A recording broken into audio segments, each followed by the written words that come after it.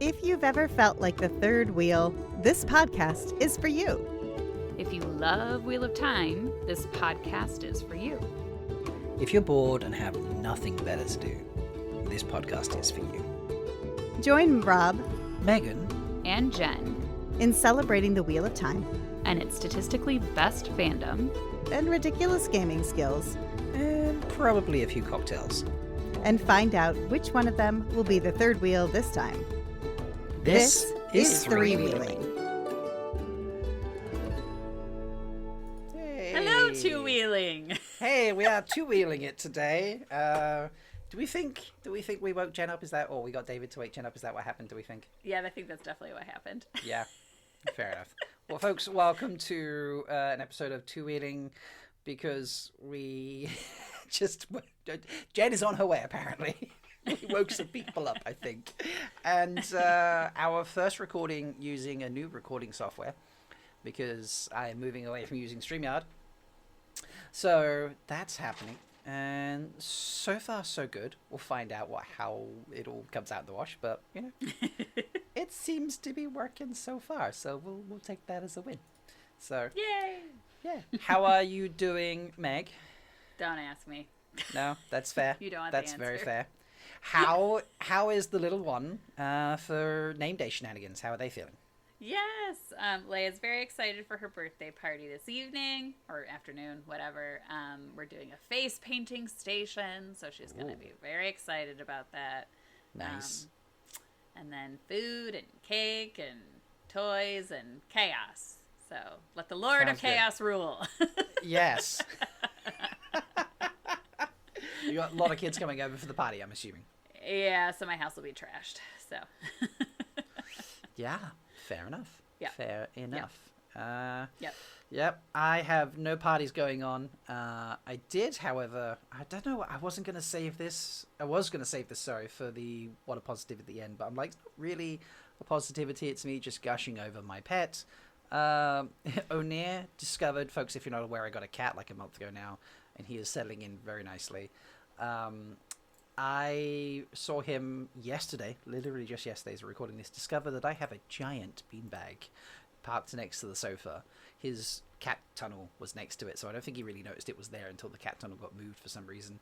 And now he's discovered that if he crawls into it, because he's a chunky boy, he's like 15, 16 pounds, that if he crawls into it, it just sort of sinks around him into this like little bubble of comfort. And now he's just like, I came up to record and he was there just sort of laxed out on the beanbag spread, head just sort of half drooped off the edge, like in pure ecstasy. So that is how I wish my week had been, but how his week has been. So that's good for me, at least. I'm happy about that. So Meg, it's a drinking week because it's a Yes, hell week. it is.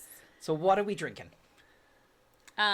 In honor of several things, and so the Wheel Waves is the Wheel Wills, I say, because this is the last Ajah drink, the last other than Black Ajah that we haven't done, and it happens to be the Blue Ajah.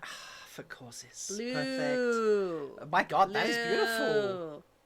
Yes. And I'm trying to up my garnish game. So, yeah, I got scolded by, I don't remember who, but someone's like, you don't put garnishes on your drinks? And I was like, yep, so I got to up my garnish game. Really? So, was this online Yes. or someone in person? no, somebody in person, like a good friend. So, Okay. because he was like, what? You do a podcast? What? You make cocktails? And he's like, where's the garnish? I was like, yeah, you're right.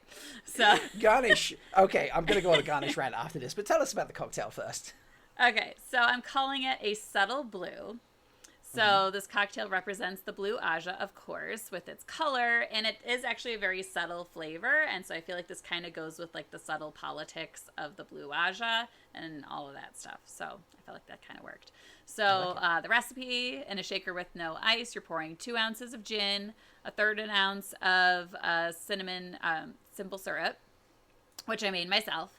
1 ounce of lemon juice, 1.5 ounces of apple juice, 1/2 ounce of blue curacao, 1 ounce of egg white, dry shake until it's foamy, which in the video, I don't know if you'll be able to tell, I shook it and then it literally kind of like went pfft, and then I got like stuff on my shirt. Sorry, how did it go again? That was really satisfying. I don't know why. It does. It makes that sound. And then you add ice. And then you shake it with ice till it gets cold, and then poured it into a coupe glass. And then what I tried to do and was unsuccessful, and maybe I need a better torch. So I took like a torch and I was trying to like torch the apple slice to like get it kind of like caramelized. But I didn't have the time to like really sit there and let it do it. So I tried to torch it, didn't really do anything. So I have an apple slice and a cinnamon stick in there, and cheers. It looks like you've got something gold on the edge of it. Is that? That's the toothpick. So it's a hummingbird toothpick. Oh. And that's holding the apple slice. Okay. I mean, I honestly thought that you got out some gold leaf, and I was like, damn, whoever taught you about I actually garnishes. do have some. Ooh, I should be garnishing with some gold leaf. Okay, I might have to. All right, let's. I promised a garnish rant for a moment ago. So yes, let's talk I want the garnishes. garnish rant. Yes. Garnishes look pretty on cocktails, but rarely do the garnishes people put on cocktails actually enhance the cocktails. Like, Oh you yeah, know, they never do. No. No, you put like a ring of salt in a margarita. That's a garnish that enhances the cocktail. But people are like, where's my slice of this? Unless you're squeezing the fucking fruit, or like you've burnt it and mixed it in, or something of that nature. Like, the garnish is just there to make you feel pretty. It's when you buy that sandwich and they put that tiny little 5 grams of lettuce on the side of the plate, and you're just like, what the fuck is that for? Like, is that just to make it look green? Like, it's not a thing. It's unnecessary lettuce, and garnish falls into that category. And Jenn today has just arrived to the live recording that we're doing and heard me ranting about lettuce on the side of a plate. Hey Jenn, how are you doing? We can't hear you. We can't hear you.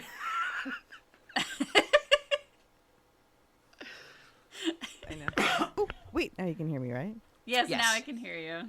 Okay, I can't. However, my headphones aren't working, but I didn't know we were live. Hi. Yeah, we were just like, fuck it. Let's just see what I'm happens. glad you started. Yeah, we're like, we'll Please, start, thank and then Jen will turn up, and it'll be a really funny moment that you turned up when I was ranting about lettuce. I love ranting about lettuce. Lettuce is the best thing to rant about. Does she sound quiet to you, Do you Rob? want to make it even funnier by telling everybody that I was literally asleep 5 minutes ago? Well, I texted Kyle first because I thought he's probably Kyle's up. always up. He's the first one up. He's I not know, up today. so that's why I texted Kyle first, and then he didn't respond. So then I texted David because I was like, well, one of two things. You've been saying David's waking up before you up or whatever because he's a light sleeper. So I texted him. He's like, oh, let me go check. And then he's like, uh-oh. Oh, well, the funny thing is, too, that so David and I fell asleep. We have a pull-out couch downstairs. So we fell asleep watching, and this is embarrassing because the show doesn't hold up, and I know you love it, Megan, but generally I'm, like, over it. We were just Friends? binging Friends. I know. I like Friends. Friends does I not know you age do. well at all, but It just there's, doesn't age well there's at all. nostalgia behind it. So, you know, it's... No, you it know. doesn't. I Yes, like it- Friends, It and was- as horrible as the homophobia is in that show. Yeah, Yeah, and it's terrible. The way they It's treat, like, ADHD and, you know, Yeah. just how people are Yeah. in relationships and Yeah. the stereotypes they play on. It doesn't age well. It is tough, but there's a nostalgia for watching at that time. So, yeah. And you this know, week, I who understand. the fuck cares? Do what makes you feel good right now. Yeah, it was absolute comfort food for us this week, and like Yeah. we and it was like in the middle of the Ross and Rachel breakup. We were on a break episodes, and so like They Can we were go on a on a break. break? Can They we were go on a on a break. break? They were I on a want to break. go on a break from certain people. Jen, I have actually a very funny what a positivity to end the show on, so don't worry Oh, about I'm that, so by glad. the way. Yes. Because we don't have one. No. We've got no. nothing. We have No. nothing positive here, No. except for Friends, and we were on a break. Yes, so we fell asleep. So we fell asleep downstairs on the pull-out couch. The boy, like, it was like midnight. The boy, we like had not told our children to go to bed. I mean, they don't usually anyway, but we were watching Friends, and we just fell asleep on the couch. And then I woke up freezing because the weather has changed here. So I woke up super cold. Like, I fell asleep with my arm over David, and I was trying not to move to wake him up, and I woke up and he was not there. He had very smartly put himself to bed. I, however, actually, I take it back. By that point, I had rolled onto my back, and the cat was on my legs, like making me completely immobile. I have a sprained ankle, so I was like, couldn't shift very well anyway. But I was so cold. So in the middle of the night, sometime I got up and went to the bathroom, like got a bunch of more blankets, and just laid back down on the pull-out bed. And I do this thing if I wake up in the middle of the night where I I don't want to know what time it is because I don't want to know, do I have 5 more hours to sleep or do I have 30 more minutes to sleep? It was Right. still pitch dark out. So I literally like turned my phone I upside feel like down. this is the Schrodinger box of sleep. It is.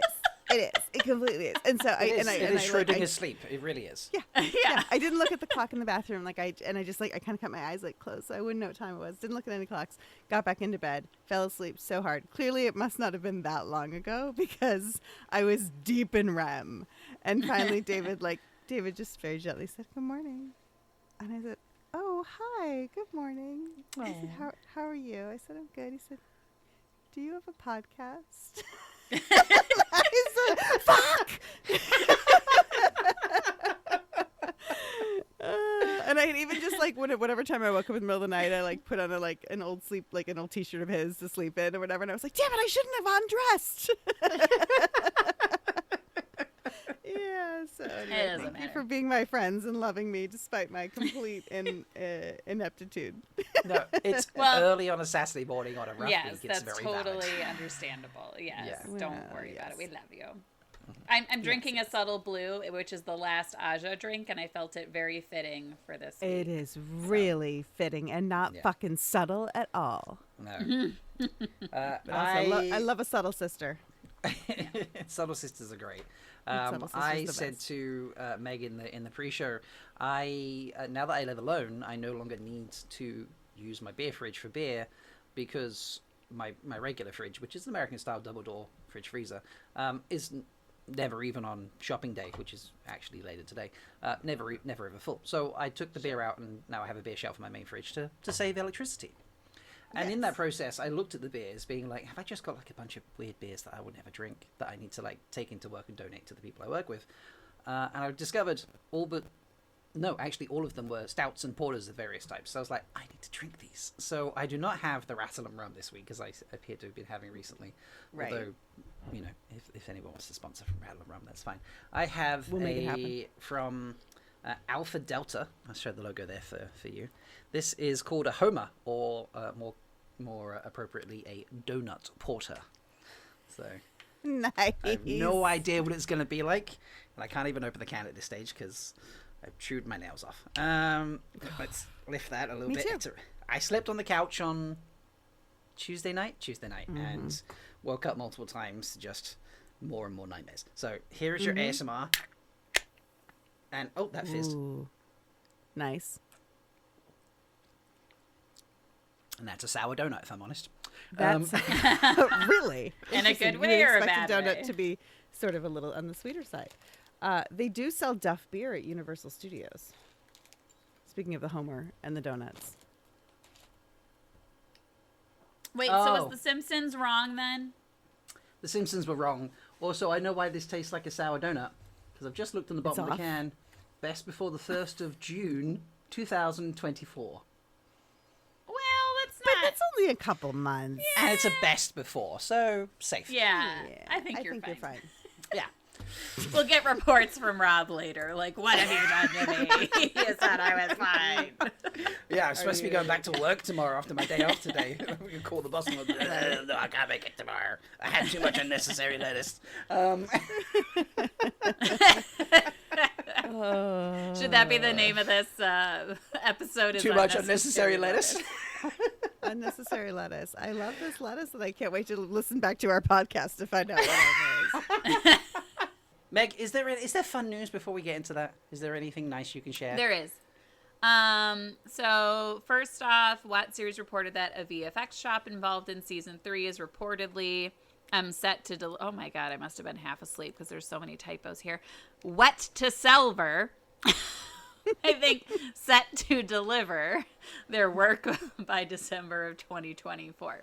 Yeah, I'm not drinking that donut anymore, by the way. That's Leave it alone. Ugh. Set it aside. Set that aside. Going back to my coffee. Sorry to interrupt there. I just took You a swig. put some and Baileys it's in there. like, yeah, sorry, folks. So we are not Check the endorsed napkins. by Alpha Delta Homer Stout Porter thingy. Maybe when it was in date, it was good, but it's a bitter donut right now. I'll tell you that. It's. Do you know what? It's representative. It's a representation of this week. Because it Yes. sounded really good on the outside, and you were like, yeah, this is going to be great when I open this up. And then you open it, and you're like, oh, it's not going exactly how I thought it was initially. And then it just turned to sour shittiness. So, Yes, Yeah. shite. Yep. Yes. sorry, back to the silver to wet thing that you just said. I can't remember what it was. Now I want to drink that donut beer just to like, feel in sync with my world. You're weird. This podcast is brought to you by Poison Donuts. No, it isn't. Okay, well, good. VFX House is delivering. That's great. Alexander Kareem said at some Comic-Con, Stockholm Comic-Con, that he was busy filming Gladiator 2 during Watt Season 3, so he had to do his part remotely. He confirmed he was doing voices inside Rand's head in her monologue. So we're definitely getting the voice of Luce Theron. Yeah, I think that's perfect. I think that's. Did you see my face? Yes. Did you not I hear stopped this? breathing. I didn't hear this. Oh my god, I'm so excited. And of course he'll be VFX. Oh my god, oh my god, oh my god. And it just, I don't know, did it never occur to me that it was going to be him doing the voice? Of course. Why? I don't, wouldn't it just like, I don't know. I feel like I had a lame reaction to this now, because when I heard this news, I was like, well, yeah, that makes so much sense. Really cool. And Jen's over here, like, actually, like, oh my god, this is It's I'm like, amazing. that's Yeah, that actually how I should have reacted. Yes. Yeah, I think thank you. she has low standards for what gives her joy right now. Like any little bit that can give her joy. That That's could be fair. it. That's You know. That could be The it. bright spot in a very dark world. Yeah. Anyway. Yeah.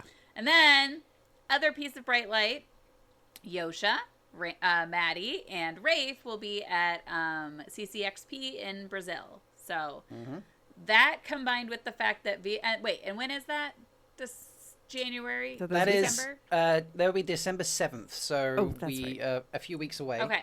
I don't know exactly So- when. Kev and I are on the lookout for the exact timing of Okay. the panels. Well, and that leads me to believe that if VFX is due by December, then, this is helping us to finish and prepare a trailer or teaser, perhaps. Oh, Maybe. I'd love the idea of a teaser. Coincidentally, Yeah. Kevin Angus and I will be live. I have reached out to other people if they want to join. I haven't completed the list of who to ask. But I will be streaming live during the panel with Kevin on the off chance they drop something that we can see publicly. Nice. And if not, we'll just be there having fun, screaming each other, like making predictions about what they're actually saying, even though we can't be there. And I did reach out to a few friends in South America to be like, who I know do things like this, and be like, please tell me you're going to CCXP. And they were like, no, I'm sadly not. And I was like, no! Like when I told my friend Well- Cozy, Do we not know anyone who's going? I don't Well, think we know anyone who's going. But yeah, I'm excited. I don't know. I think we will get some kind of announcement. I almost don't want a date for the release because I'd like to go another month or so before they announce it, so I can keep doing my post, which I've just realized I haven't done today yet. So I should do that as we record live. Yeah, there's been a couple days this week where I've almost totally forgotten until too late because I did other notice things that have been on actually. my I was like, mind. why is it like Yes. 4:00 in the afternoon? I've just gotten Because Megan's I've been tweet doom about- scrolling all day. Yes. I mean, we've definitely done a lot of doom scrolling myself this week, so that's fair. Was there anything else other than that? No, that's pretty much it. No? I had a little, this is not a news thing, but based on the fact that Yosha and Maddie are there together, I don't know. I had this whole, like, in the books, I'm so ready for Rand and Egwene to be done, when they're done. I'm like, yeah, whatever. And I move on. And I love Maddie and Yosha's relationship. And I was just like, I don't know. I was like, aw.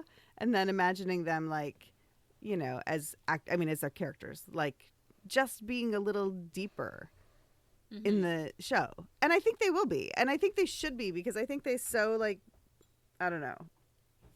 I think their relationship in the show I'm going to like better than their relationship in the book. That's all. Yeah. Yeah. That's fair. I would agree with that. Yeah. Okay, a social media update from us, folks. We are joining the mass movement of folks who have decided that Twitter is which has been garbage for quite some time and was Yes. very garbage just generally for most people, but obviously was very great for Twitter at the time. We have decided it is no longer suitable and safe to be there, so we will be moving our main interaction with the fandom to Blue Sky. We have an account there, which is Three Wheel Pod. I think I made it the same, didn't I? Did I say? Yeah, I think that's right. Yeah. Mm-hmm. Yeah. Yeah. Three Wheel Pod, you can come find us there. We will still have our Twitter account, but it will just be a case of like, hey, come find us on Blue Sky, and you know, maybe I'll post the episode links there. But yeah, our interaction, you'll find us on Instagram and on Blue Sky. So a lot of the content creators will be doing that. I believe the Although movie date genuinely, I mean, Instagram's affiliated with Facebook, right? yes. Instagram is Facebook. And Zuckerberg's not a good. Well, Zuckerberg isn't it? Well, he's not as. It's not as He's- bad as the yeah, other one, but Exactly. It's like saying like billionaires suck, but you know, there's like one, maybe two that actually donate a lot of their funds away, even while still. well, I mean, being and we're all horrible. watching Wheel of Time on Prime with Bezos, so Yeah, this I is true. know. Yeah, this is tough not to interact with those horrible billionaires and their associated companies, but there's certain points you go like, yeah, that's too much or not enough, depending on what you're talking about. And the time has come for Twitter to be kicked to the curb. So yeah, November 20th, there's hopefully a mass movement. We're trying to convince the main account main account from Amazon to join us. I know that there are murmurings. It's been discussed, but if we don't all move, they won't move. So join us. We have blue butterflies.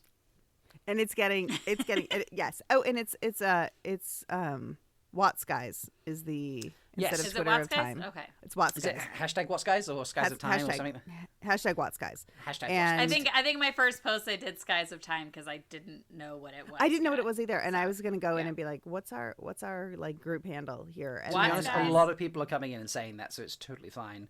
Yeah. Yeah. Yeah. Hashtag What's Skies, IES, and then hashtag What's Sky. I see some people using it as well, but hashtag interesting. What's Okay. Skies. WOTSKIES seems to be the main one. And there are a few people have created lists. What's that? great starter packs. Yeah, that you can. Yeah, basically starter packs. So you can be like, here's a list, and it's a list of extensive amount of people from Twitter at Time who are now Oh, here to follow. to follow. So you can go through and be like, I followed that person on Twitter, that person on Twitter, that person on Twitter, and go through and find them and create your list, because it is very, if you don't follow anyone, you don't see anything type place. And if you follow very few people, you only see what they post, and obviously if they're not active, then you're not going to see a lot of posts. There's not a, like a very much of a public, see other people's pages that you're not following type segment yet. More things have been added. I remember I joined very, very early on. I got an access code from someone and Me joined. too. And it Yeah. was I think We I did got from one from Tavern. you right then. No, we got one in from fact. Tavern. It was Oh, Tavern. you got one from Tavern? Tavern. That's Okay. right. Yeah. and like they didn't have hashtags and things like that, Yeah. but those things are in there now, and it's what it's very much becoming back to what Twitter used to be, which is great because that's it's the And features we all love, so. speaking of doom scrolling, it's lovely because you can jump onto it and it's not just hot garbage that makes you. Want to? I was gonna say that, and I decided to just be a little No, softer. say it. But I'll say it. I'll say it.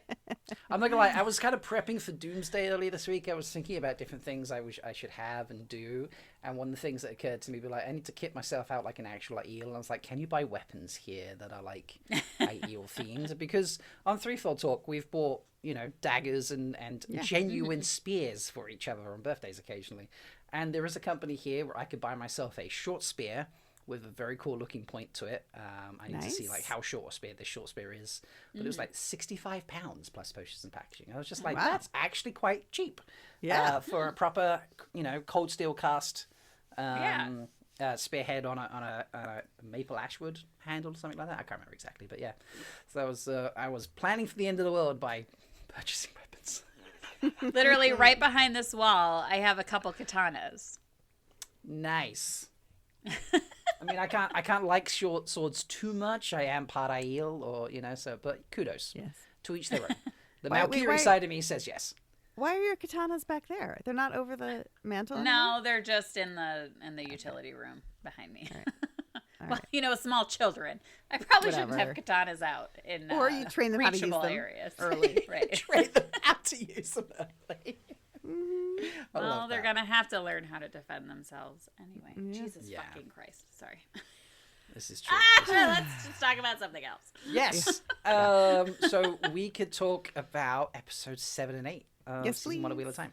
All right, Yeah. so episodes 7 and 8 of Wheel of Time. I hope you've all watched them. If you haven't, folks, then you've missed out. You're looking at The Dark Along the Ways, which is directed by Kieran Connolly, written by Rafe Judkins and Amanda Kate Schumann. And then episode 8, which is The Eye of the World, also directed by Kieran Donnelly, because obviously they're doing blocks, as we said, written by Rafe Judkins and Michael Patrick Clarkson. Don't know why I merged his first two names there. Patrick! Matrim. Oh my god, he needs to be given the nickname of... Is he still a writer on the show? Is it just season 1 I he don't did? know. Or is I he... don't think the Clarkson twins are still there. They're not. I don't think Yeah. well, so. Wait, is this isn't this written by both of them, or is this just written by him? I'm on it's IMDb, and maybe it's actually more. I think it's both. Oh, no, I no, I want yes, to sorry, say it was yes. both. Yeah. Paul was there as well, yes. And Yeah. Celine Song was also a staff writer, actually. Yeah. So I was apparently Which looking is- at the short yeah. list. So let me see if I missed anybody for episode 7 then. Amanda and Catherine. Catherine B. McKenna. Oh, has the writer credit on it? Yeah, as written for television by. On I IMDb. forgot. Oh, and Thanks. Kate is story by, I think. Is that right? Or is Kate also? No, written by? Amanda and Kate are written by. I mean, Amanda and Kate. Michael, the Clarkson twins are story editor, and then Celine Song is a staff writer. Got it. That's what it says on IMDb. Okay. Oh, WGA. Sorry. And it's just like, I mean, anyway, what all those things mean is so stupid and complicated. Anyway, let's move past that. I'm bitter about everything this week. But I'm excited. I've been nervous about our record of this episode. Why? And we'll see if that pays off. Why? I'm nervous about Megan talking about it. Oh, episode 8. Yeah. Because I didn't love episode 8 the first time around. I mean, I'm not sure I love these episodes, but Megan more than didn't love it. It was you were devastated and you were upset. I kinda and you were was. like, yeah. And I was worried. I was like, oh my god, are you gonna not like the show now? No, I know. And season 2 definitely like gave me my hope back, but for sure, 108 was really tough pill to swallow when I first watched it. When you first watched it, which it wasn't for me. And on rewatches, I've tried to like imagine why. Like not why. I've tried to imagine. Like I've tried to be like cognizant of people not liking episode 8 and like But anyway, we'll see when we get there. Because We'll 7 talk I this. really liked. 7 Yeah. I felt it was a really nice reveal of the Dragon Reborn for those who didn't know. I felt like that was really nice. I know the whole Matt thing was just kind of weird, but like I could wrap my head around it because I understood the reason why, you know. yeah, they did the best they could with with the situation of Matt going. Yeah, that's fair. Yeah. Or Barney going, I mean, not Matt, obviously, but yeah. Agelmar's animosity to the Aes Sedai was a little bit jarring, just because, you know, typically in Shinar, Aes Sedai are well respected. Yeah. Yeah. Which just leads me to believe, like, I feel like there was a lot of family drama between Amelisa and Agelmar, you know? Yeah. Which, like, I literally didn't, like, think about until just this moment. Like, he's very aggressive towards the White Tower. She keeps telling him that he needs to ask the White Tower for assistance. And he's like, no, we can handle it, blah, blah, blah. And then, you know, at the end, when maybe this is jumping to 108, and it is kind of jumping to 108, but he's like, you were right, we should have asked for assistance. But yeah, so it just seems like there's a lot of family strife, you know, yeah, between I the wonder, two.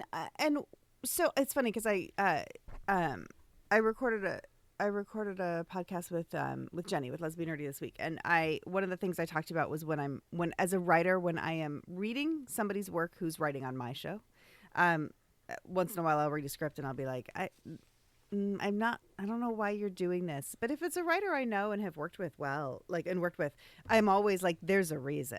I know you're not just throwing this in that doesn't make sense for shits and giggles. Like, I know you have a point and you're going to pay it off. And so, you know, like, I might put a little question mark on it or something, like, to remind myself to ask. But usually, you know, there's a reason and it'll pay off. And sometimes it doesn't pay off. If it's a continuity show, it might not pay off in that episode. But of course, we would have discussed that. So this was one of those moments where I am like, I feel like there had to have been a reason. I wonder if it was a little bit leftover from when Matt was still there. And when they did the rewrite, they had to remove some things to make space. Because I feel like that Amelisa and Agelmar, I feel like that animosity or his suspicion of the White Tower, it might just be that they decided we haven't seen any other diplomat. We haven't gone to any other countries. We haven't like dealt with any rulers. And the idea that people are skeptical of Aes Sedai, like we actually saw, we didn't get that nailed down in Two Rivers. Like all we saw was Meryn recognize the ring and say, yes, Aes Sedai, and everybody go, what? But we never really saw the Dragon's Fang speech. Obviously, like, Weep for Manetheren happens on the road. Like, we didn't get to the point of the Dragon Fang and everybody chasing her out of town or ready to chase her out of town. So maybe it was just they wanted to make sure that we knew that people are suspicious of Aes Sedai. Well, you did see that in 106 in Siwan's Cold Open. Yeah, we saw it in Tyr. That's true. Yeah. That's true. Mm-hmm. So maybe that was it, because Agelmar saying like, "Oh, did you come up to meddle in our business?" Like, really bothered me as well in writing. Yeah. And then we see Amelisa has trained there, which that's not book canon, is it? No, I don't think so. Yeah. So I was like, okay, they're setting the stage for us to understand Elaine training there. Like, that's fine. More gaze too. I mean, and more gaze.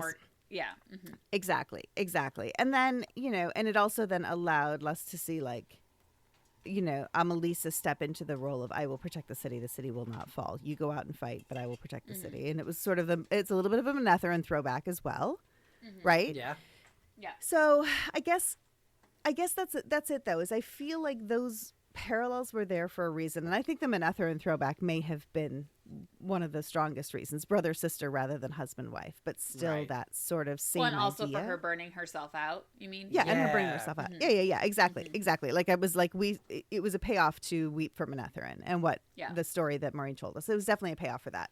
So there were reasons, but I just felt like they shortcutted some of those reasons. And I don't know. I agree. I was like, is it worth changing canon about the Borderlanders being so respectful? Mm-hmm.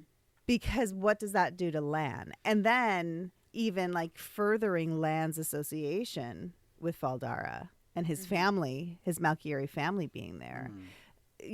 I was like, what does that do to Lan? Does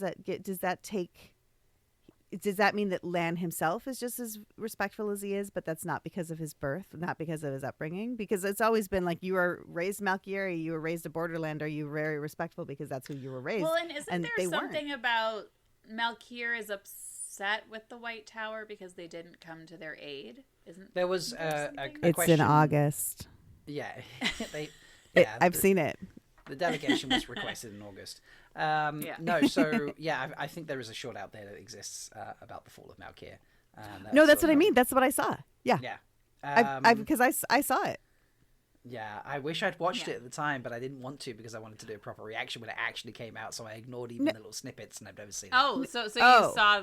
right, yeah. But I saw the whole thing at Comic-Con. Yeah. I didn't even see like the because there was like a couple like tiny 2-second clips type thing that people showed. I didn't even want to watch those. So I'm like, when it comes out, I want to be fully surprised, and it just doesn't.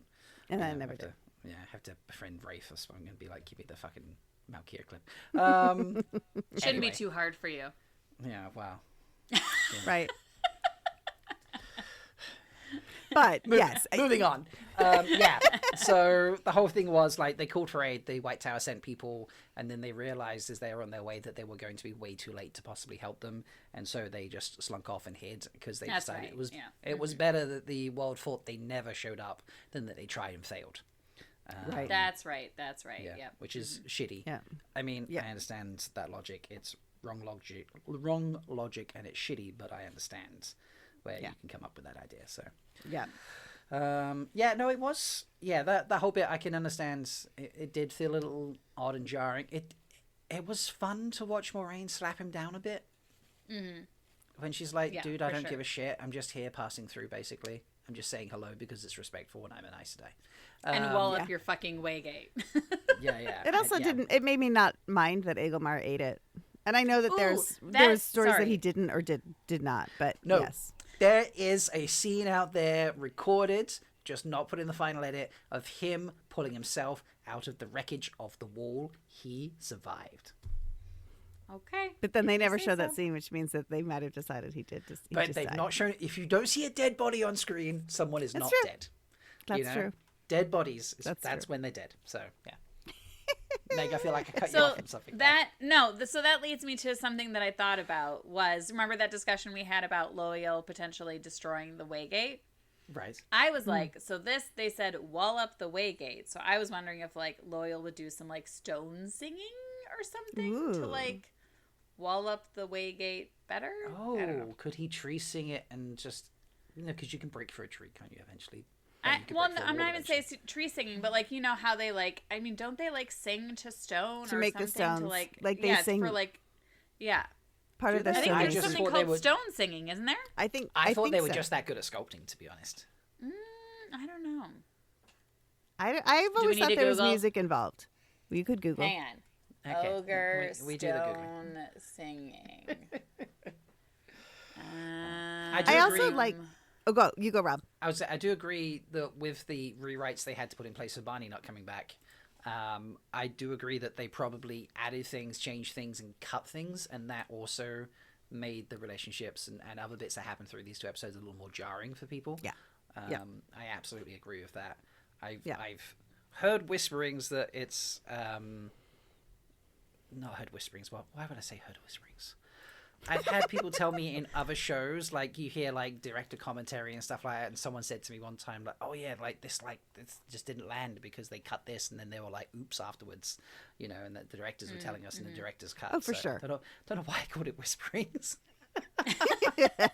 I'll whisper it. This is what happens when I write stories too. It was absolutely a whispering.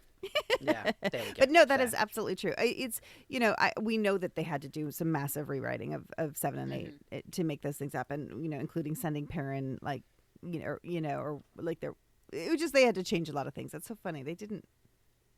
There's something about Perrin that I was thinking that they were like that was going to be Matt's job. I think that's season 2 stuff. Well, I No, think the whole they were stuff with the saying that dagger. Perrin was maybe gonna help track Moraine or something. Right. Was one I think we thought theory. that at one point, and then there was the whole Yeah. like she has a tell thing, Right, which might have been. Oh, I that don't know. still sits not right with me. Yeah, that one was strange. She has a tell that Land's never picked up on. That was Right. That didn't make sense to me. Which should be the affinity to be able to find someone who channels or something, and that Right. also, and it's also like the reason Maureen says in the books, right? The reason that Nynaeve was able to track them was because she It's because could she follow healed Egwene. Yeah, Yes. because she had healed Egwene. So it Yeah. that one also sat weird with me. But it felt like we got to fix something, we got to do something. Yeah, But- I feel like Which, it was whatever. meant to, Yeah. Yeah, I feel like it was meant to be Perrin. I think you were right there. Or the fandom's assumption it was Perrin, and they're like, well, we can't send Perrin now because Perrin needs to do Matt's scenes, interacting with Pad and Thane, and we'll introduce the Wolf Dream. I'm still sitting on that. I said that at the time for episode 8, but yeah, I think that they just like, well, she can have a tell because there's this competition between Nynaeve and Lan, who's the best craftsman and woodsman, and she can never sneak up on him, but she can track Moraine when he can't, and like, ha, I beat you in this category, sir. Yeah. It feels icky. Yeah. One thing I want to talk about before I forget, because I have never heard anybody say this speculation before, so I'm kind of proud of myself. Ooh, let's hear it. So when they're in the ways, and you see that Trolloc like come get them, that like we think Egwene channels at, but it's really Rand. Mm-hmm. So he's kind of like a weird looking Trolloc and kind of like zombie like. Yes. And do you remember? Okay, so spoiler alert: in the last battle, doesn't Padden Fane like with Machin Shin like raise zombie Trollocs? He does, yes. Yeah. So this is like more of my evidence that he is already like merged with Mordath, and he has he's done this already. Like that's a weird, funky looking Trolloc. I feel like we're setting the stage for that, and he's already merged with Mordath. I love that. Oh, I definitely think he's already merged with Mordath for sure. Yeah. Like because he can handle the trollic. I mean, he can handle the knife, and it doesn't seem to be changing him because he's already changed. And also, he clearly. Oh shit! I'm literally okay. So I'm listening to the audiobook of Great Hunt right now, and so I'm actually getting confused because I'm listening to the Rosamund version. So I'm hearing lines from Great Hunt in my head, but I'm putting them in the show because I'm hearing Maureen in the show say them, and now I'm like, oh no, I'm actually conflating everything now. That's hilarious. I was like, yeah, because Machin Shin's waiting at the door. No, but that's in the books. Never mind. Ignore me. But No, anyway, that's like more I would of my agree. yeah. So I remember looking at it and thinking, oh, that's quite like a zombie-ish looking Trolloc. I think at the time I assumed it had been lost in the waves for a while, and because it was just slinking around. Also Loki. But we evidence hear that they've been Poddenfane's whistle before then too. We do. Yes. Yes. And I hadn't made that connection. Definitely I like deliberate. That, actually. Yes. Yeah. I think they've not max leveled him, but I think they've introduced Poddenfane, and unbeknownst to us, he is already the ladder books Poddenfane, like all his powers. I still think they're gonna like go back and show at some point all of his machinations and everything that he's been doing up to this point that like they haven't shown us yet. I want cold opens back in season 3. Yeah. Like cold opens that are cold opens, because season 2, I know it's not season 2 yet we're discussing, but season 2 felt like they started the episodes, there would be the 2 seconds logo appear and the episode would carry on, and I'm like, that didn't feel like a cold open. It just felt like I don't know, it just didn't work for me. I'm currently to soothe my soul, and in 4 days I've watched 4 seasons. I started Wednesday and it's Saturday, so not even is that 4 days? I watched 4 seasons of Schitt's Creek. Oh, it's so good though. Yeah, it's amazing. It's good and necessary, and it is. Yes. We are actually, as a family, we are watching it as well. Yeah, it's pretty. Oh, great. I'm sure Zach loves it, right? Oh, but actually, Kyle, I think they both love it. They both love it, but I think Kyle even likes it more. Yeah, I was talking about like the cold open situation. Like Schitt's Creek has cold opens, almost. They're a little connected to what's going to happen in the episode, but they're more like cold opens because they're not directly connected to what's happening in the episode. And then you actually have the Schitt's Creek intro, which is very clear. The whole screen goes black, music plays, it changes, and it's tuba. Very, very, the tuba. It's very, very obvious that like now the episode is beginning. The ones in season 2 did not feel like that. In fact, half the time I was like, was there even a cold open in this episode? Because I don't even remember the logo playing. Right. Right. And it was terrible. So I want them to bring that back, and then you could bring them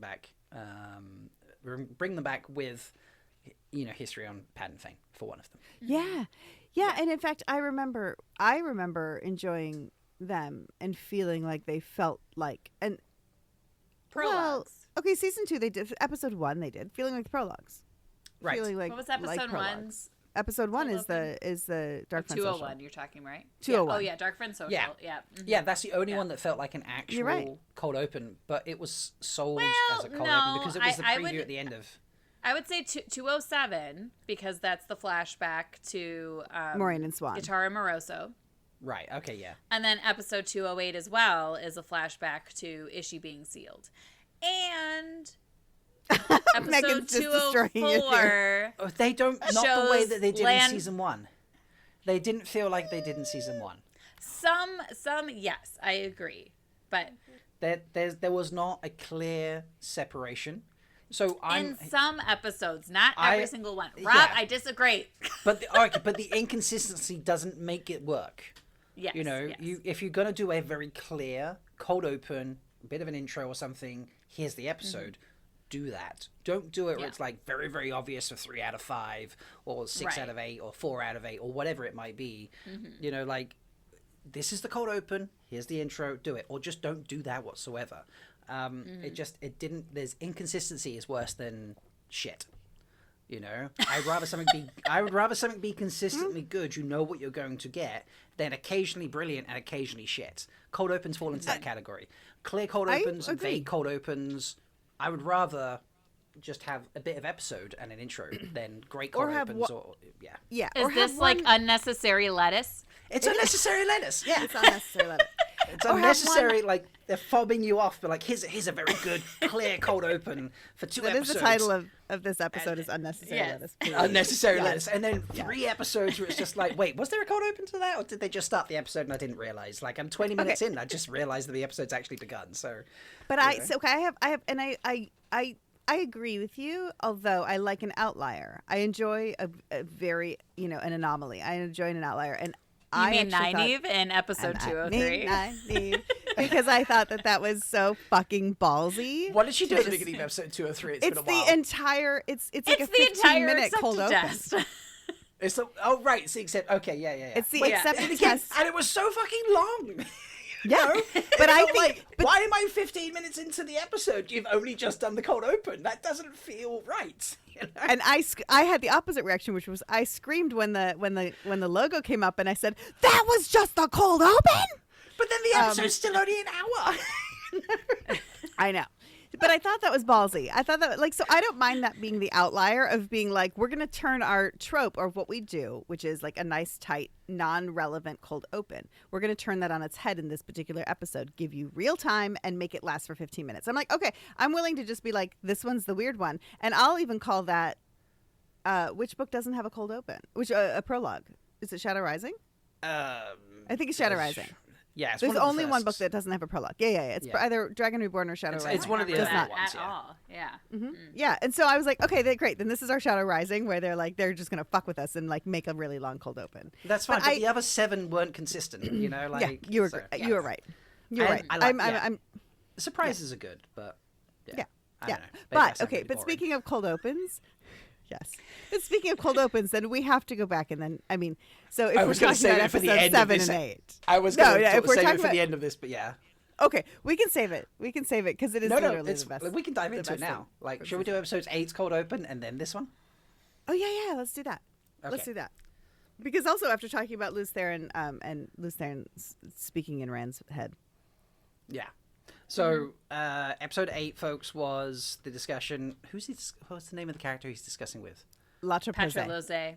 Thank you. La basic- Trapose. Yeah, I saw That's what I said. La Sorry. Trapose. You switched Yeah. the letters. Is this a Matrix situation all over again?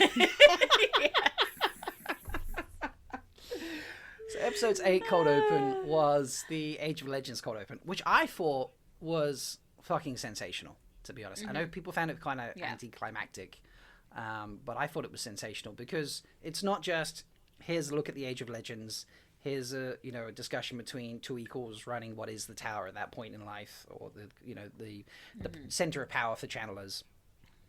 But the whole fucking thing was in a new made-up language, the old tongue. Yes, it was. And I was like, that's so cool. Honestly. It was so yeah. cool. It was so cool. It wasn't. I know. Eventually we got there with Klingon, but like it was like it was beautiful Elvish. and and Elvish of course. But Elvish And was Dothraki. created. And Wait, is that a Dothraki. real language now? No. I think Dothraki, did they- it might Did they be. flesh that I whole don't know if language out? I don't know if it's completely fleshed out. I mean, Elvish was because Tolkien was a linguist. I mean, like that was Yeah. from the beginning. But Klingon obviously like had to be created later. And Klingon, they were like, Gene Roddenberry was like, just go grunt into the mic and we'll call it done. Exactly. Obviously, I'm totally just making that up. I have no idea how they decided to do Klingon, folks. Even though I am a Trekkie, I don't get that deep on Pretty sure it. yeah. But yeah, feels accurate. Yeah. But I do. So I thought it was beautiful. I loved it. I thought their performances were really beautiful. I thought that like the fate of the world is decided in a nursery was a really beautiful sentiment. Also- And the idea that they're 300, 400, 500 years old at that point and Luz is still having babies. Like, does he have multiple generations of children? I'm curious about that as well. Or did he wait until he was 300 to have his first? That I is don't know. interesting. Oh, yeah. The reproductive habits of ancient Aes Sedai, that could be an interesting Right? topic of conversation. And also that Aes Sedai had families, like, which we, you know, like wisdoms and Aes Sedai don't have families is kind of our idea. It's not as hardcore in the show as it is in the books, but I liked seeing him as a father. Yeah, it was very cute. I loved how it kind of reflected the end of the episode as well, because Rand decides the fate of the world, as he thinks at that Based on stage, having- because of Egwene and their baby. You know, like almost like, you know, decides the fate of the world in a nursery. You're just like, well, isn't that how we started this episode? Like in a nursery having this big discussion. There's, you know, Egwene and a baby, and he's having this big discussion, and quote saves the world because what he thinks he's doing at that stage. It's a beautiful wraparound. Yeah, absolutely. Yeah. So, and the actors felt like they knew what they were saying, because in a made-up language, you're just memorizing the, you know, in essence, it's like that old adage I like to say to people, like, when you ask someone then what, you know, hey, what's your name? What you're actually asking them is, what specific sound should I make to grab your specific attention? You know, and you memorize that, and then you say that. Like, you could just memorize these correctly, words. They were saying they like rehearsed it in English first. Yes, they did. So that they kind of knew what they were saying, what the, you know, like the importance of what they were saying, and then they would switch it to Old Tongue.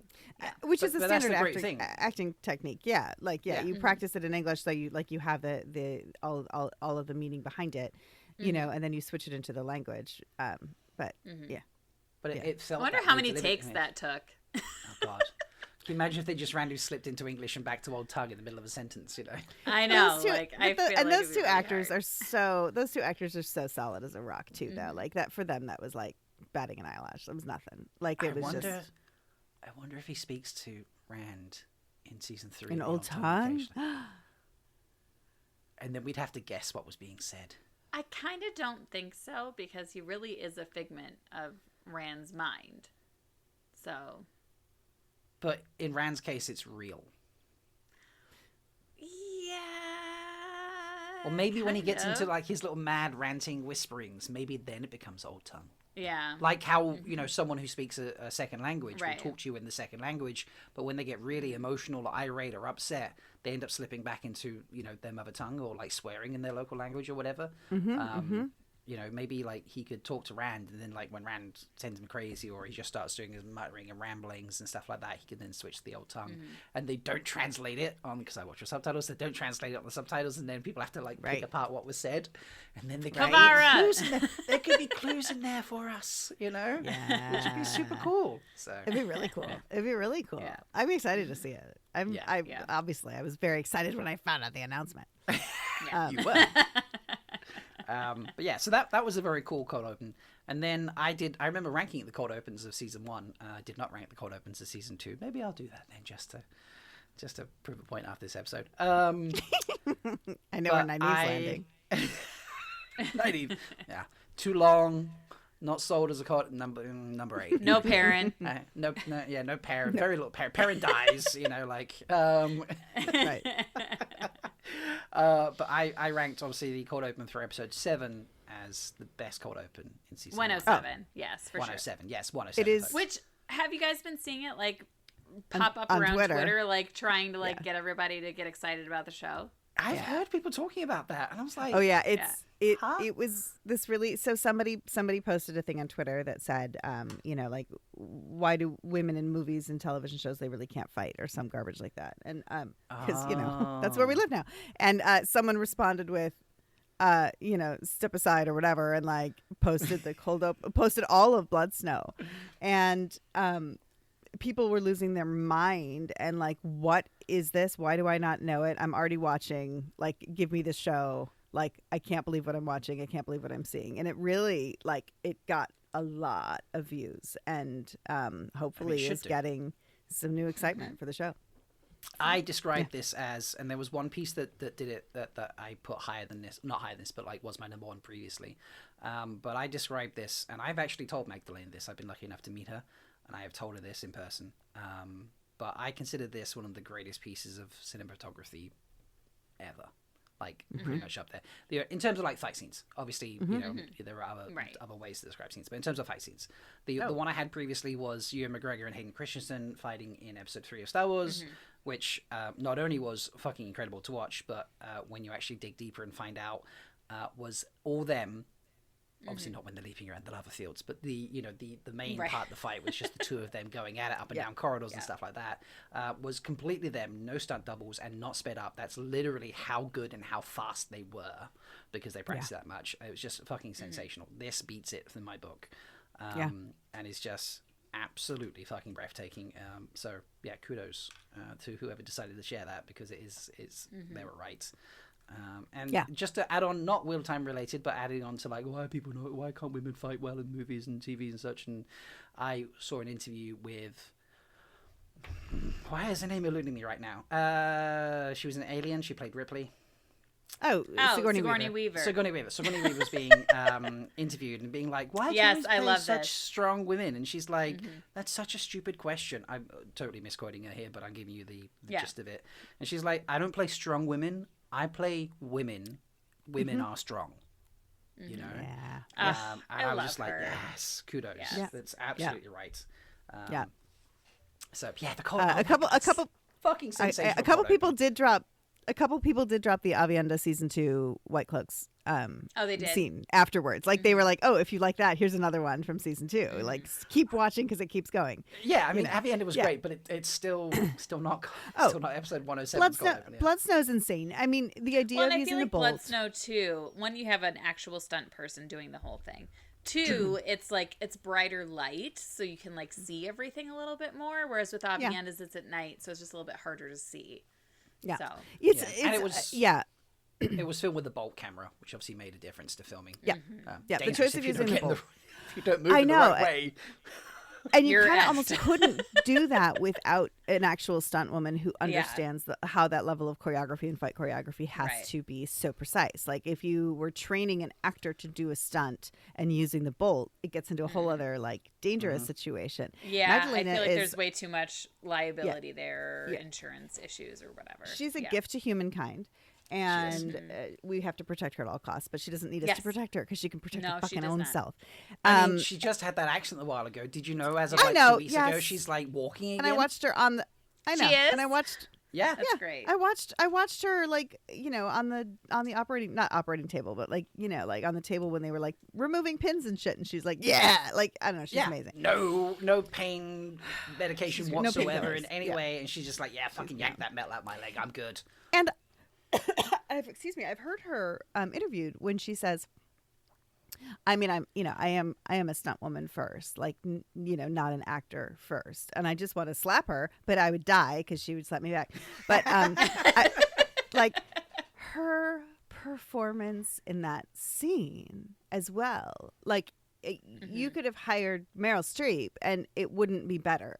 Her performance while she's going into labor as a woman who has experienced labor, like her performance in that is so incredible as well. Her ripping the cloak off of him to make a blanket for the baby to catch the baby, her ripping her clothes open, like it's insane. I know people people were like, why isn't she veiled at the beginning? And I'm like, A, because she's in labor, B, because I like that we are actually showing and her giving face. A little hint for I like that we're showing her face, but I also like that we're giving a hint that she wasn't born Aiel. Like I really like that they're setting that up for us now, because if you're just watching the show, you believe at this point that Rand is fully Aiel, and I like that they're setting that up so that they're giving us that differentiation. Not make that connection before?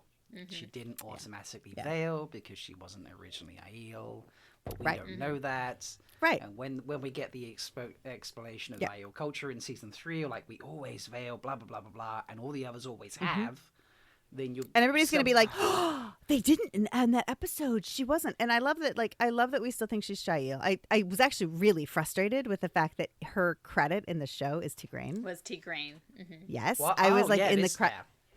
Yeah, I was like, don't give that away yet. Like, I didn't want that to be the credit in the show because I wanted to still think she's Shael, only Shael at this point. But I also, and I I think it was a choice, and I think it was an excellent choice. And honestly, I think that Tigraine herself in book lore would have been veiled. She wouldn't have taken the veil off because she had so immersed herself in Aiel culture.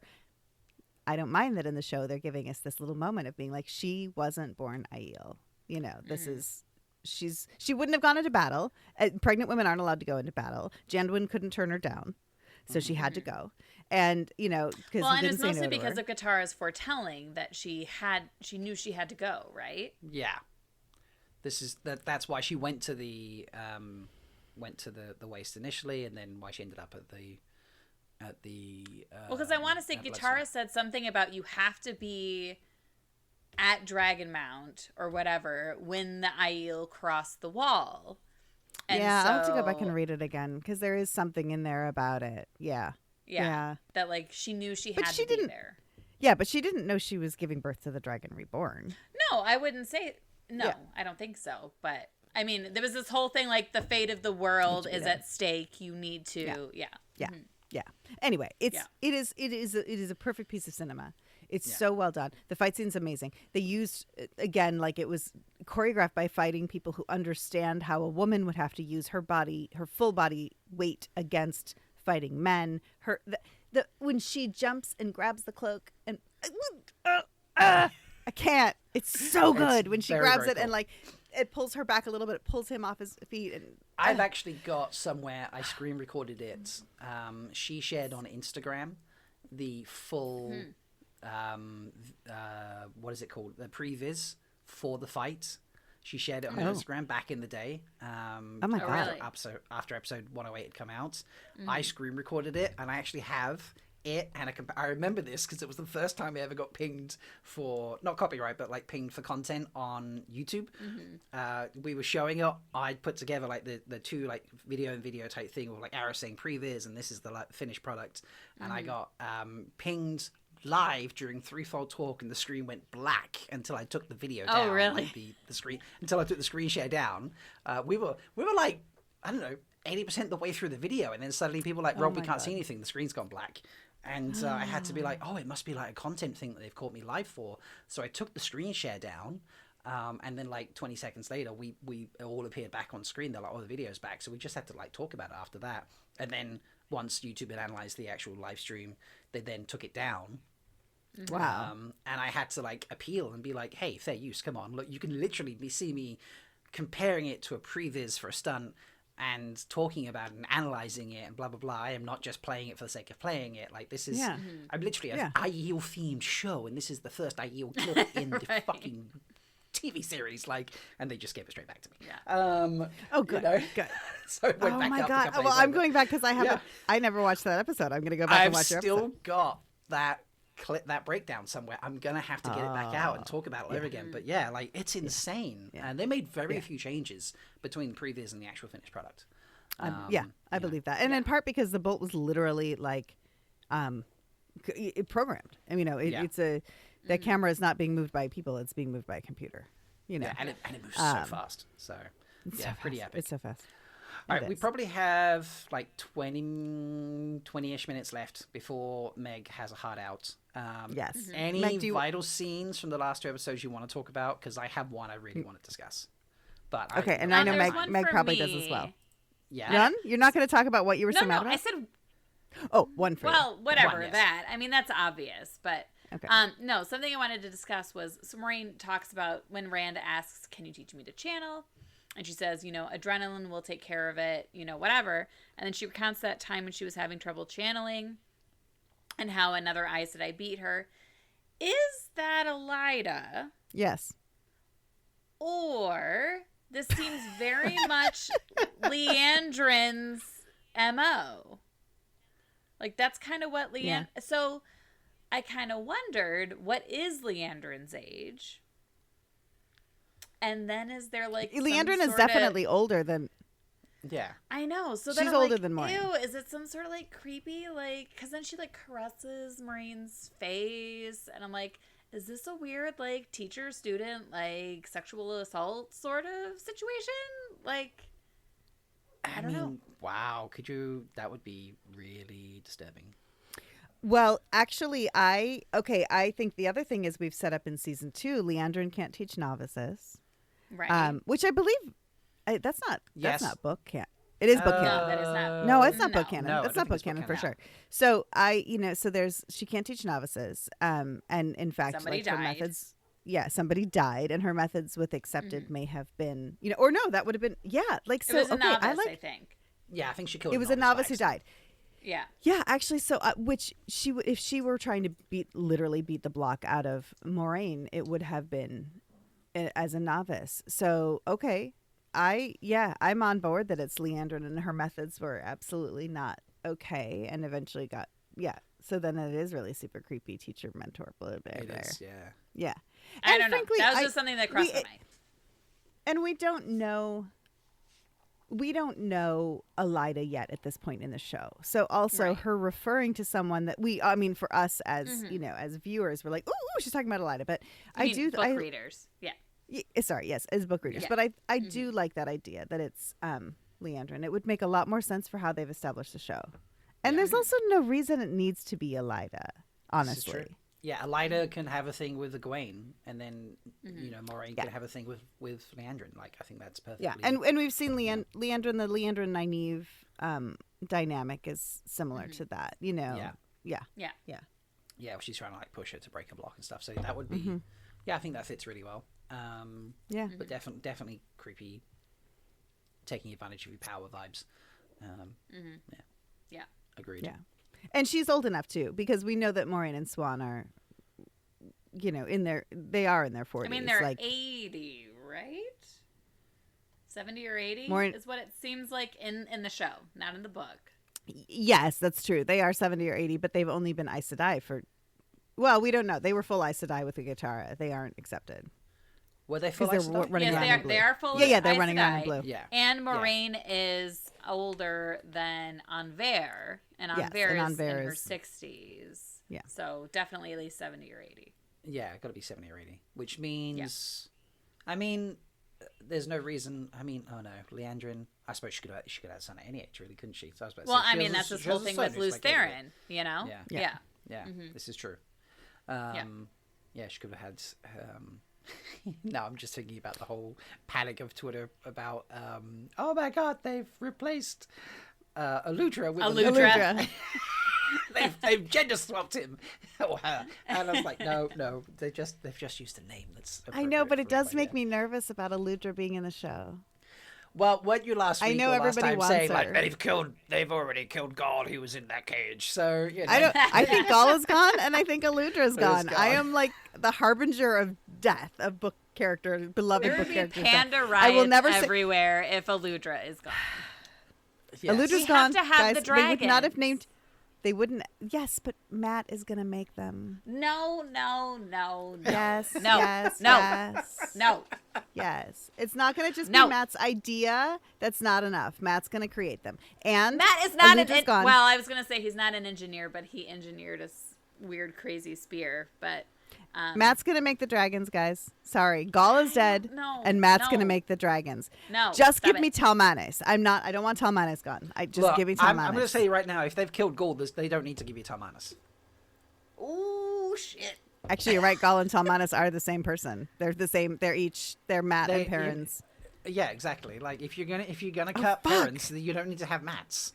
You know, so Talmanes they is gone. they fulfilled the same role for the characters. So Talmanes is gone. I'm looking for a flag to like stick my flag in the ground here, but the flag on my desk is I thought it no was like longer a here. white flag, like you know. No, yeah, a no, flag of mourning. okay. You know? Aludra, Talmanes, and Gaul are all gone.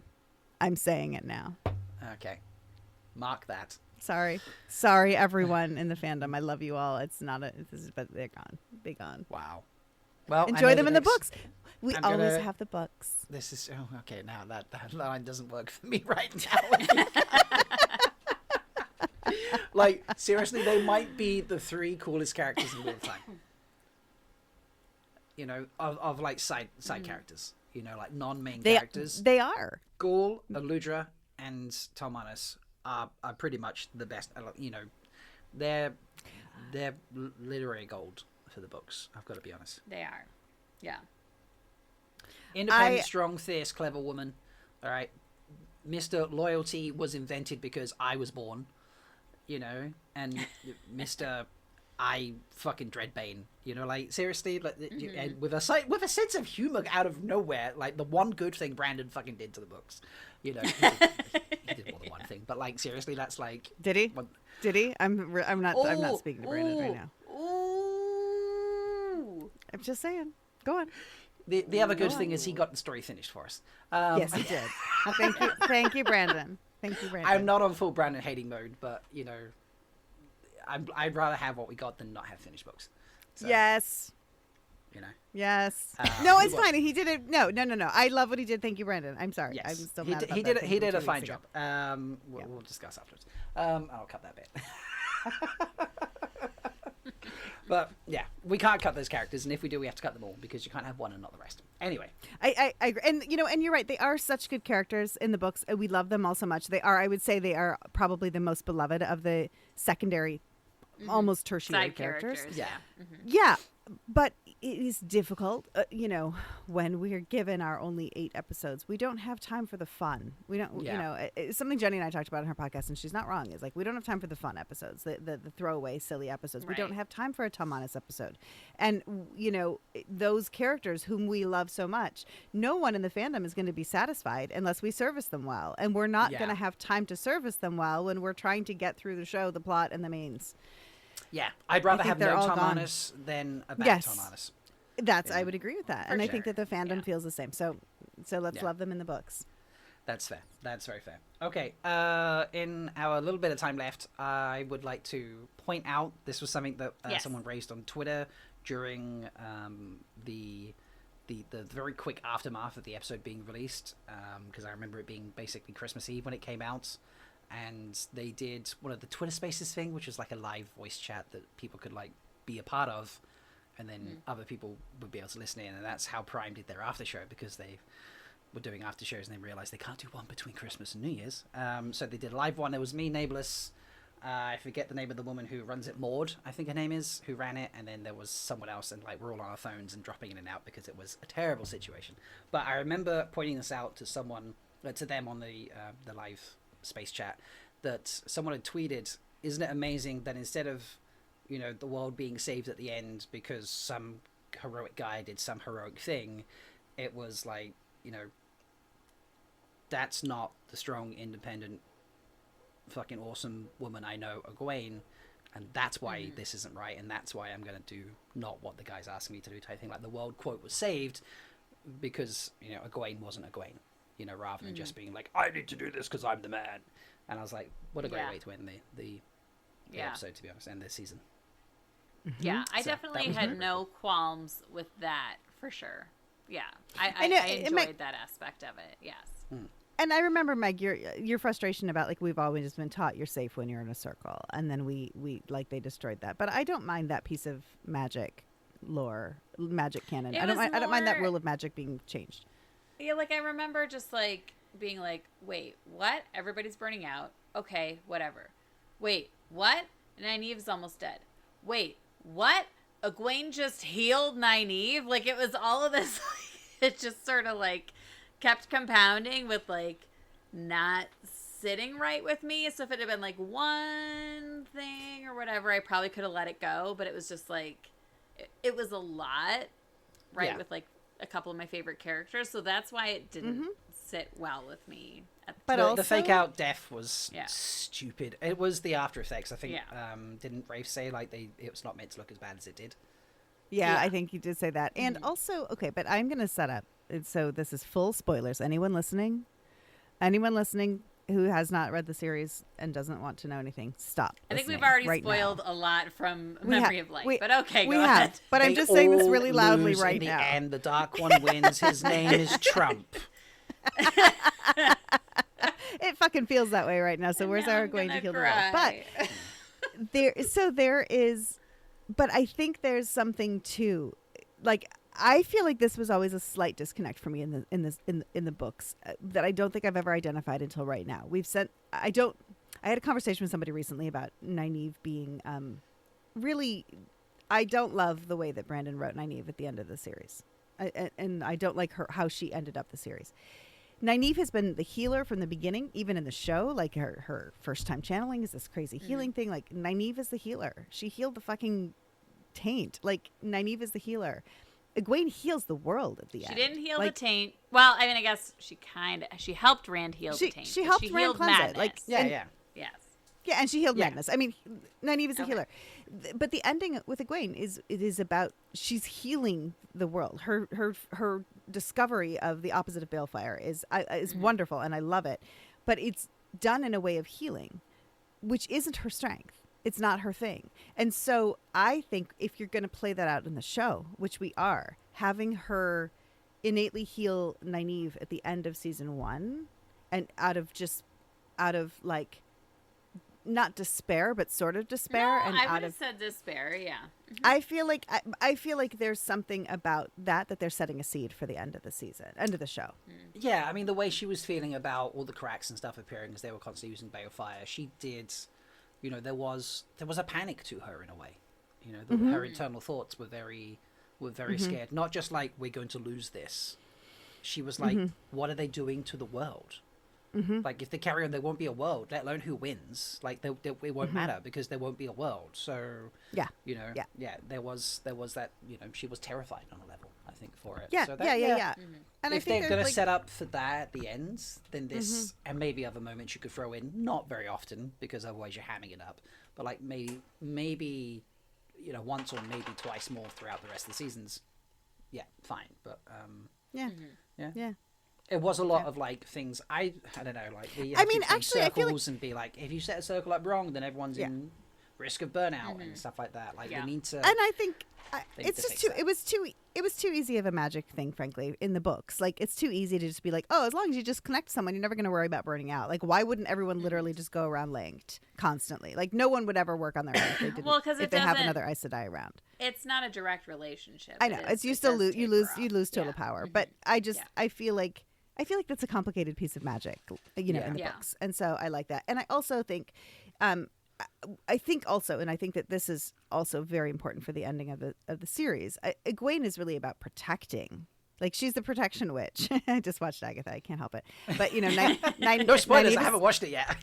Okay. Oh, but it's just like they just name them. There's protection witches and there's healing witches, and so she's a protecting witch and Nynaeve is a healing witch. And so I think that there's an aspect of like we see the protection at the end of season 2. Like we see that's what she does. She puts up a shield. She blocks people and she protects them. I think this is her protecting Nynaeve in a way, and I think that works well with the end of the series. She's protecting the world from the deficit of balefire, and so I think they're doing a great job setting it up in the show. I do. So that's all. It could be okay. If that pays off at the end, then we'll probably look at episodes 108 and be a lot more satisfied with it. Okay, I think so. I think so. I want to plug a theory that I've plugged multiple times over the years, and I want to keep plugging away. I said this on the night. I'm the only person who went for this, and I've not really convinced a lot of people. But I want to talk about the Padan Thane with Loyal and Perrin, that whole scene. About it being in Tel Aranriad? It's a fucking dream. Because I literally I went to Liverpool a couple of weeks ago, just over a couple of weeks ago, to cover another site for their staff night. And in the car, people started talking about books. There's 3 of us. And he's like, oh, I'm a big fantasy reader, blah, blah, blah, blah, blah. And I was like, oh, my favorite series is fantasy, but it's pretty hefty going. It's like, 14 books, 1,000-page books. And he's just like, oh, yeah, like, I mean, I've read Wheel of Time, and that's like 20 books. And I was like, it's 14. That's the series I was talking about. He's like, no, it's 20 books. I was like, no, it's not. The guy who finished it has like a series that's going to be like 25 books long, but it's 14 books.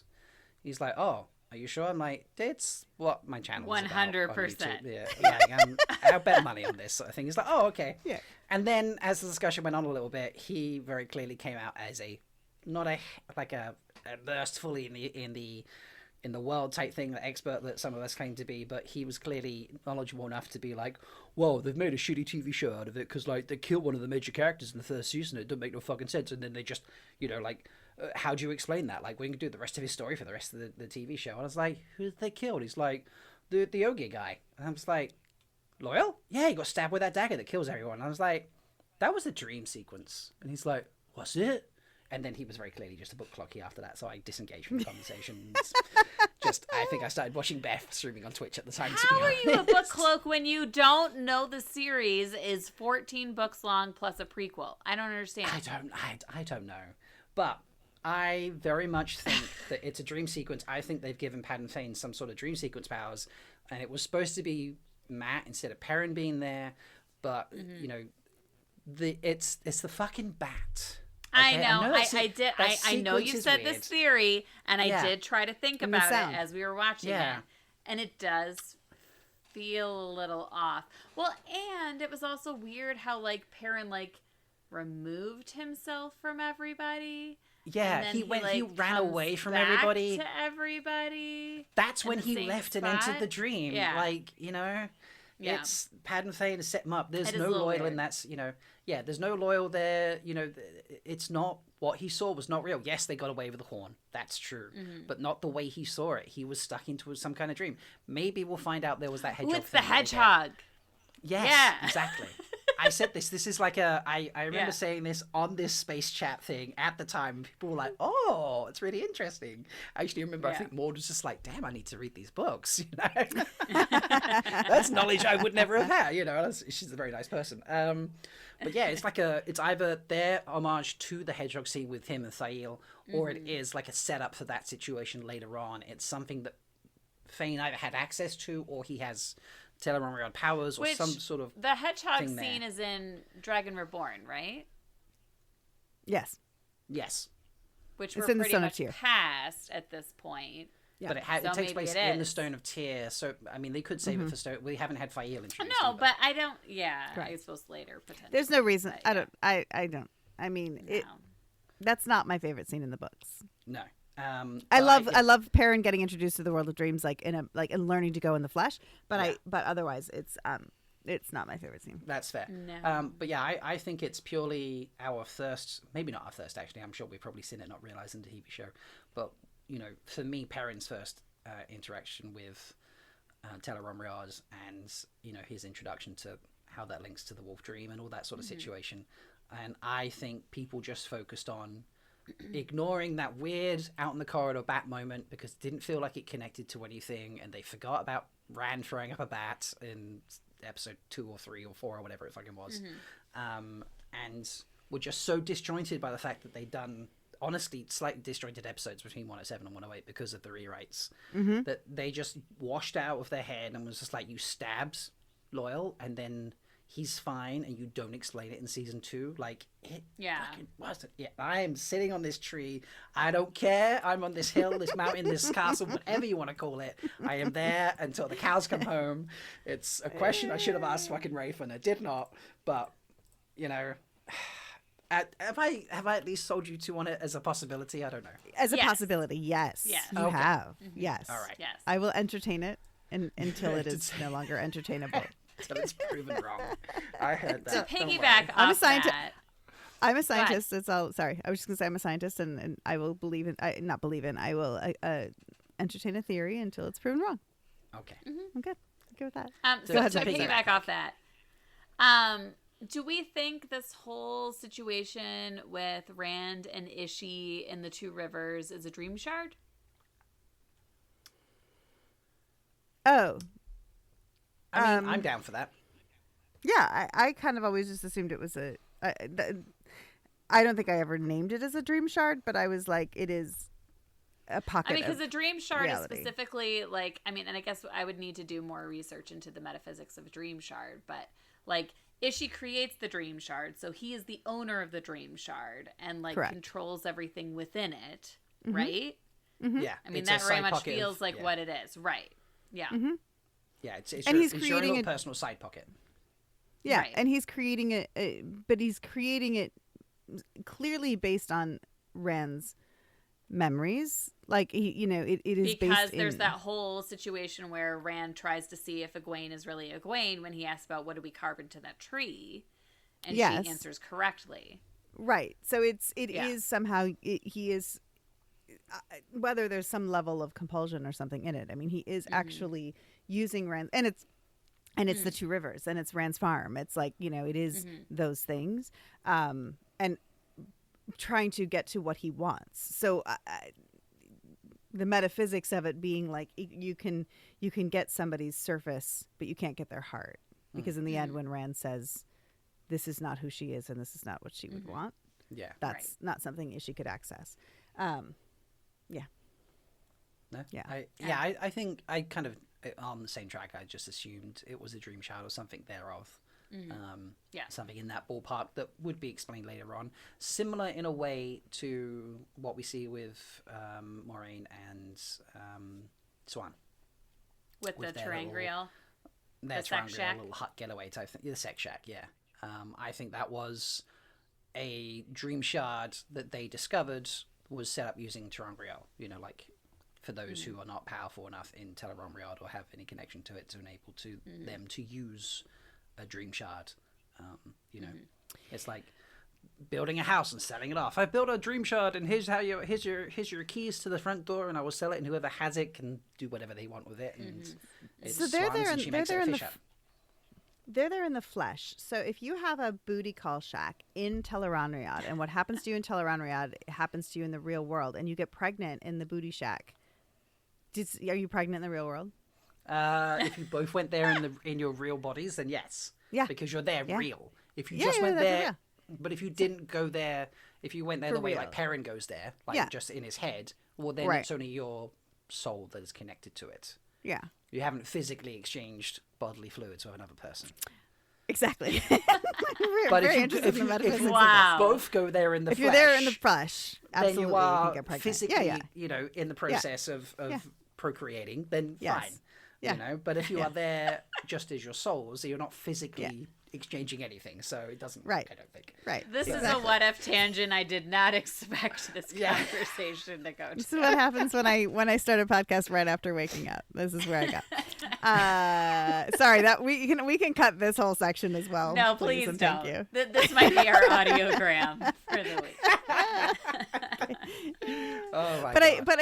I do like that, because also the when Ishi visits Rand earlier in the show, earlier in the season, even to the bats, like I feel like it's a dream shard, but it isn't like wholly created by Ishi. I feel like he's invading his dreams there. He's invading his that's dreams. what it feels So like it more too, yes, yeah. it is, because it is absolutely using Rand's subconscious to create that space. So he is like, it is invading that dream space. So it's like it's a little bit invading the dream, but it's maybe at the end he set up the dream shard and then filled it with Rand's consciousness or whatever. Yeah. the consciousness.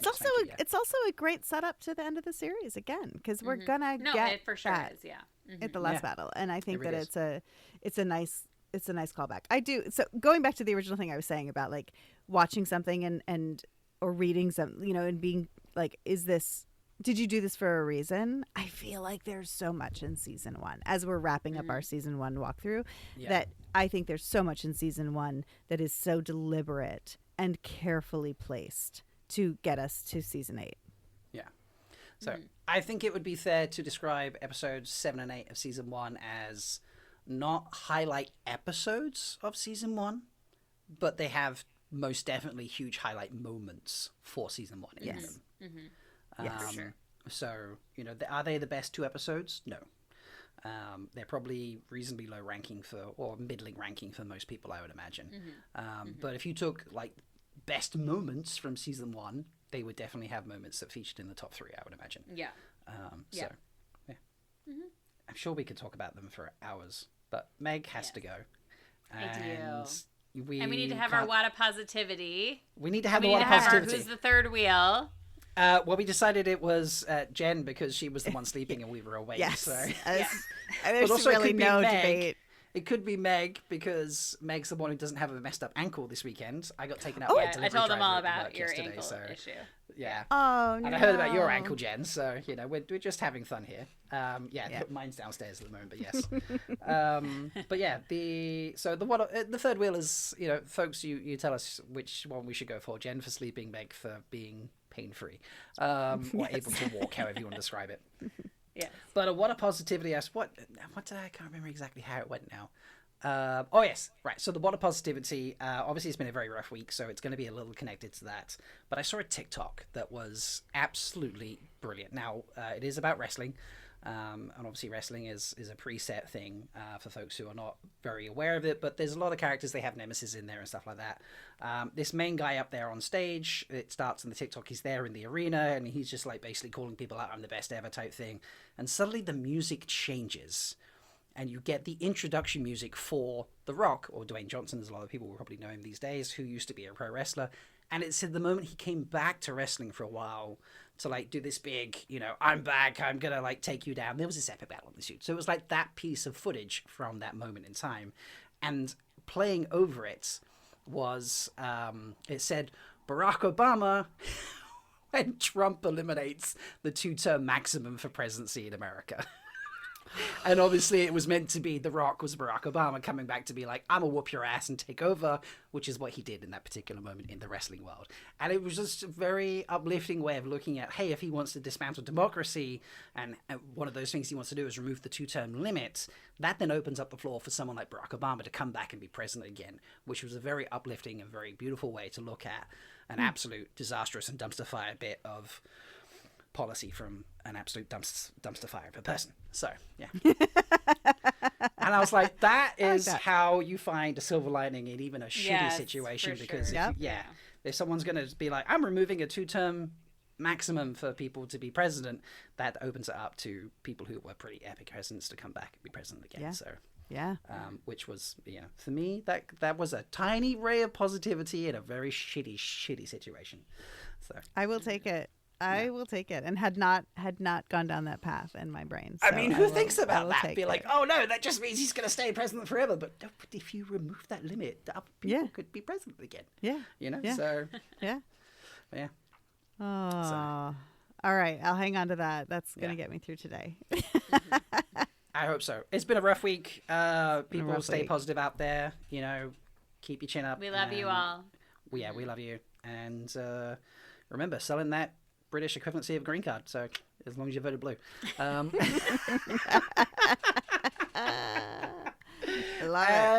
that's it. And let us know what you thought about, hopefully, better recording quality, because now we've moved over services to Riverside instead, so hopefully it's better. Let us know. But come find us on Blue Sky, 3-Wheel Pod. Find us on Instagram at 3Wheeling, and rate and review the podcast 5 stars, obviously. And we will see you next time, where we might take a break from doing the episode reviews. I don't know. Yeah. Because we're doing them in blocks, so we've got 4 more of these to do for season 2. Mm-hmm. But who knows what we'll actually do, because we got through these nice and quick. But we still need to get through the other 8. So yes. We'll let you know. But yeah, thank you so much, everyone. And hopefully we'll all be awake next time. And call out the unnecessary lettuce that you see in your life. So call it out. Once again, we've proven that even when you're the third wheel, you can always find a place to fit in. Join us next time on 3Wheeling. On 3Wheeling. On 3Wheeling.